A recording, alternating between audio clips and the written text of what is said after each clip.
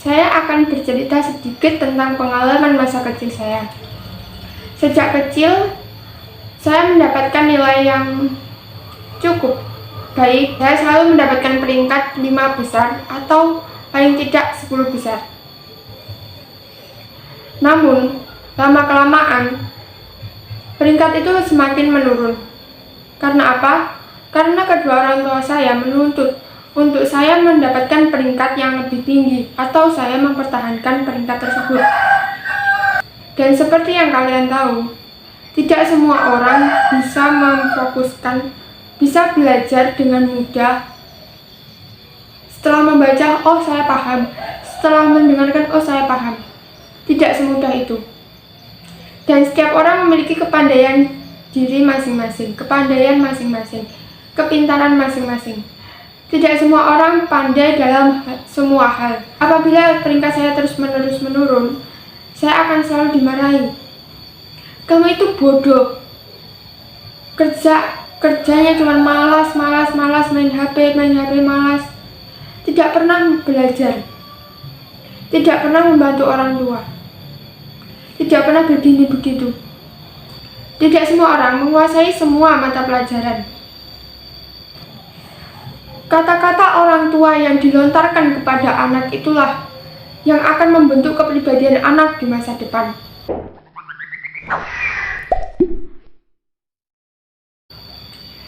Di sini bersama saya Melinda Febriana, kita akan membahas psikologi anak tentang pengaruh perkataan orang tua kepada anak saat mereka sudah dewasa. Anak pertama. Pengertian dari anak pertama atau istilah dari anak pertama itu sendiri mungkin tidak asing bagi semua orang. Saya sendiri merupakan anak pertama dari 2 bersaudara.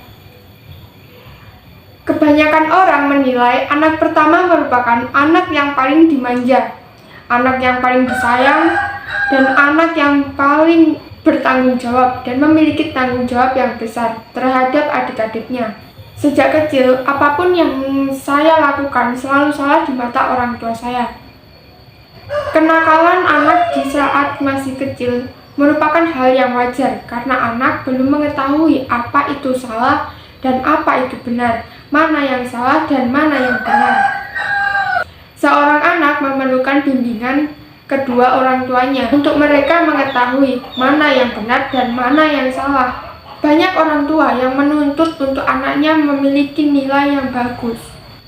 Namun, orang tua tidak berpikir bahwa hal itu akan membuat anak menjadi stres dan kedepannya anak tersebut akan menjadi seorang anak yang introvert, anak yang tidak percaya diri, anak yang pendiam, anak yang nakal, dan bisa jadi mereka terjerumus ke dalam pergaulan yang bukan seharusnya mereka gauli, bukan seharusnya mereka lakukan, ke dalam pergaulan bebas.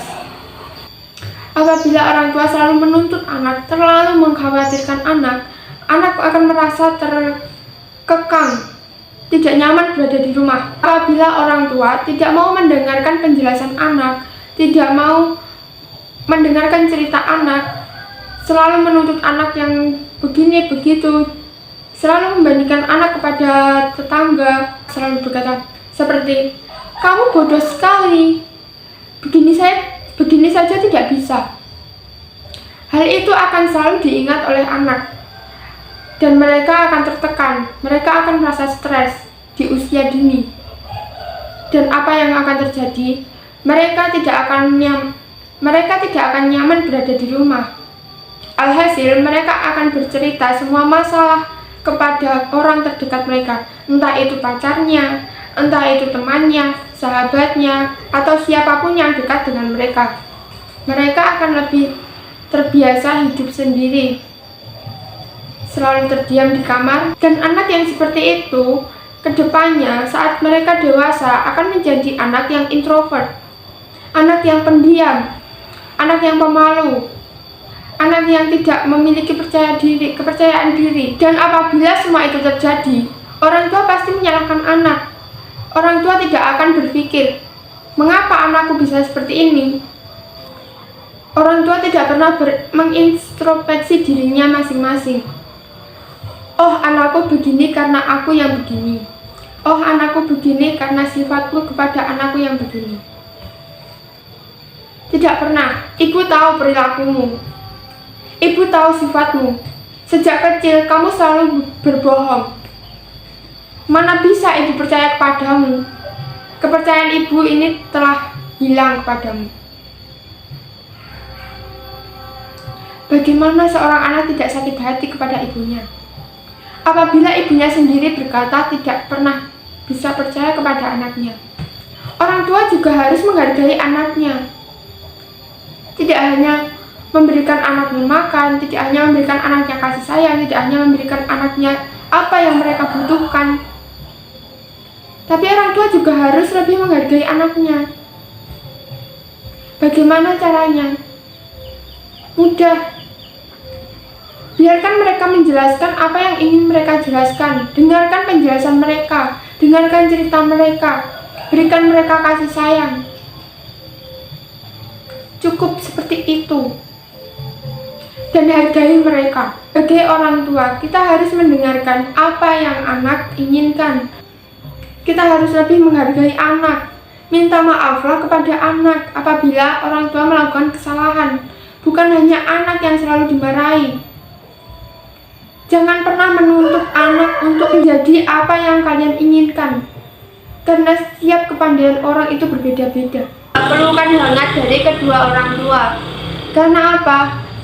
Pelukan hangat dari kedua orang tua itulah yang akan membangkitkan semangat anak tersebut untuk mencapai apa yang mereka inginkan dan mencapai apa yang orang tua inginkan. Dan pastinya semua orang tua menginginkan hal yang terbaik untuk anaknya.